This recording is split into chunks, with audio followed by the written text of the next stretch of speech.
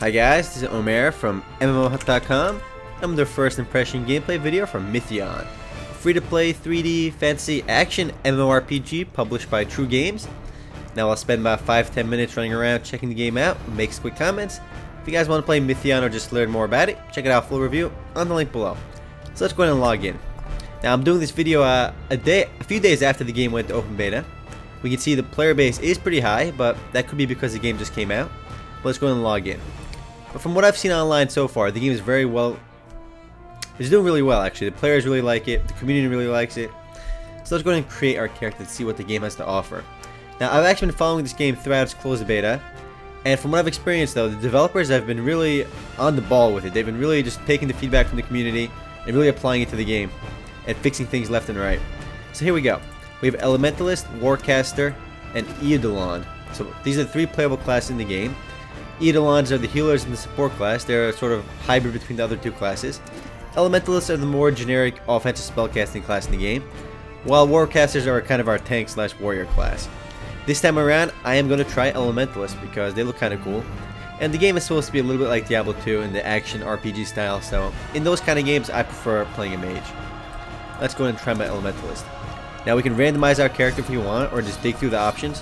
To save time, I'm going to randomize it 3 times and just go with it. We're going with the guy with the red beard. Seems pretty badass.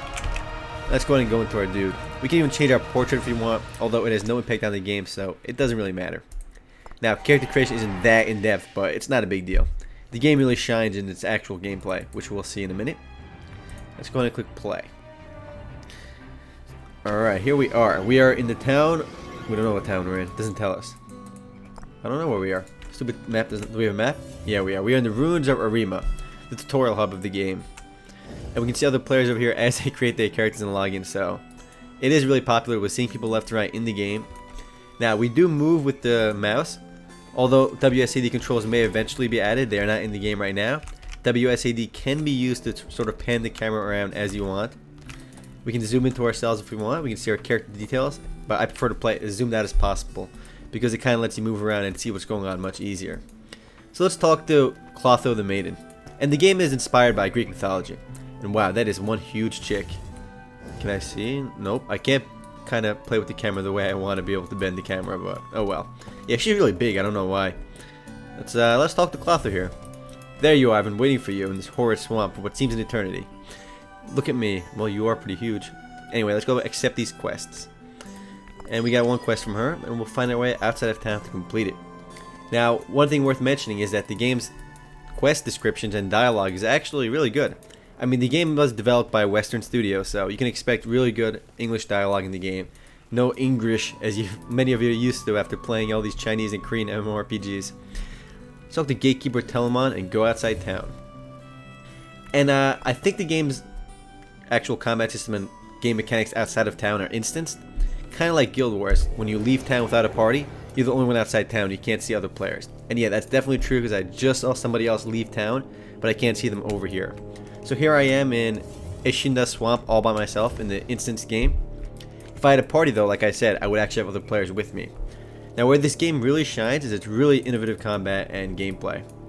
Movement though is pretty much like Diablo 2 with just clicking. Movement feels a little bit buggy and definitely takes a little bit of time to get used to, but it's not too bad when you get used to it. So there's an enemy over there, a swamp elemental. And the way the combat works in this game is you don't just have a preset amount of skills like 1, 2, 3, 4, and 5. And instead the game kind of uses its own innovative stone collection system. Basically stones are your spells and it's kind of like a deck of cards.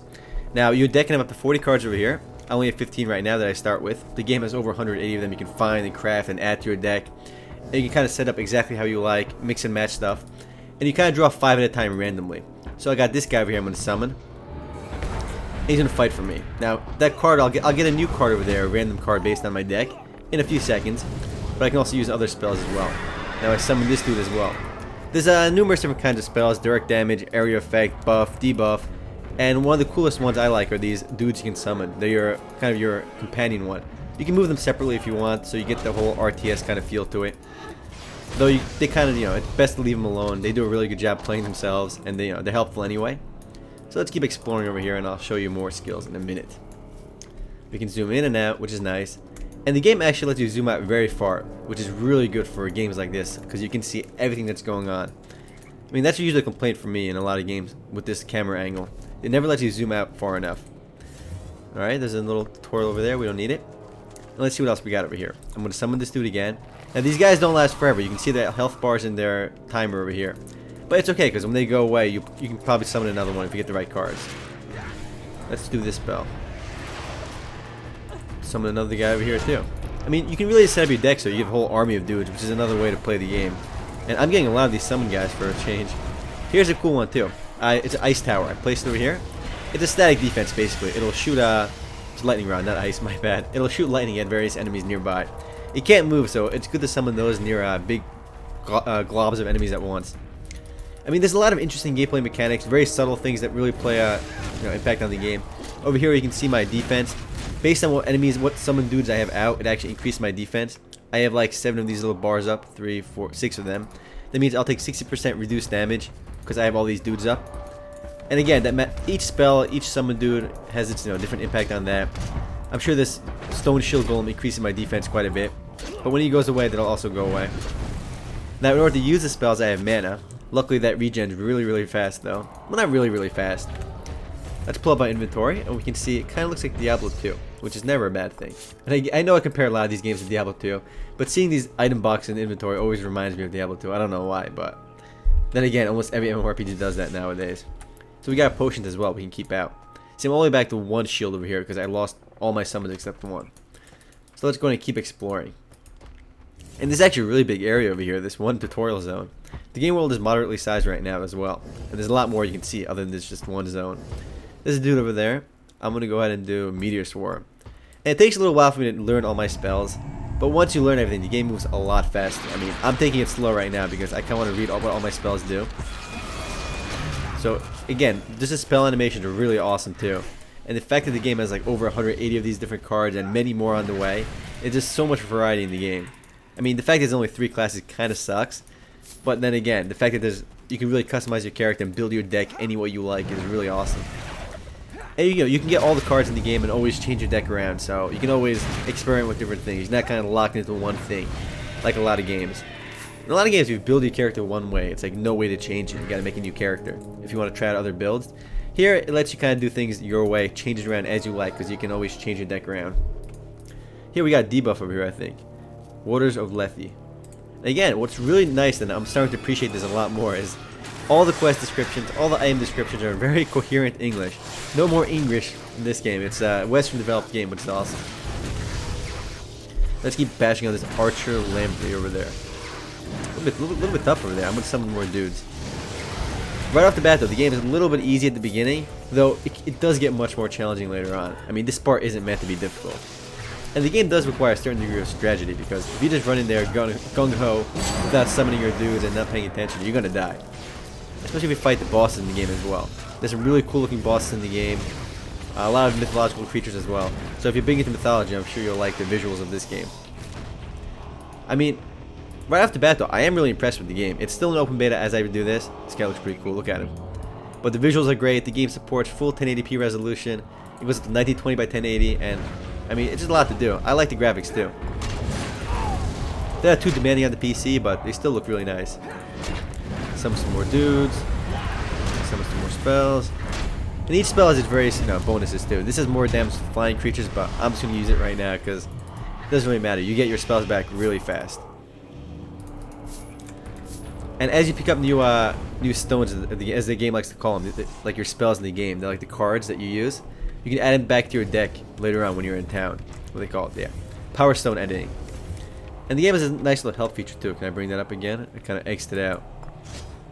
If you click Temp Fate over here, you kind of rearrange your deck randomly, which is fun to do every once in a while if you want to mix things around.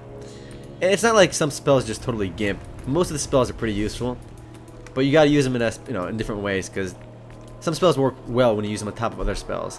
And I'll show you that in a little bit. So let's summon another dude over here. I'm gonna do another tower, make another guy. Well, it's not working real quick. I don't know why. Let's summon a tower right there. Why isn't it working? The guy's lagging out over there, bugging out. And that's why the game is open beta, guys. So yeah, my dude is not casting. And I'm not the only one reporting bugs. I mean, the game isn't perfect yet. It's still an open beta. But from what I've experienced already, I really like it. I really like the game's innovations. And scattered across all the missions in the game are these NPCs where you can buy and sell potions from, and various items. And it makes kind of just the whole downtime a lot less and just exploring the game a lot easier. Let's bring up our journal over here. We can see a lot of the basic controls of the game. You have guild systems, you have PvP as well. PvP is especially fun in this game because it really comes down to how you play your character, how you organize your spells. But of course, there's a little bit of luck involved as well. If you don't get the right cards and the other guy gets the perfect cards, you're kind of screwed. I'm not usually big into card games. I've said this before, but I think this game does it really well. It almost feels like Battleforge how well it does it. It's just very fluid. There's a guild system and an auction house as well. It makes commerce really easy. And guys, I am running out of time. If you guys do want to play Mytheon or just learn more about it, check it out full review on the link below. Later, guys.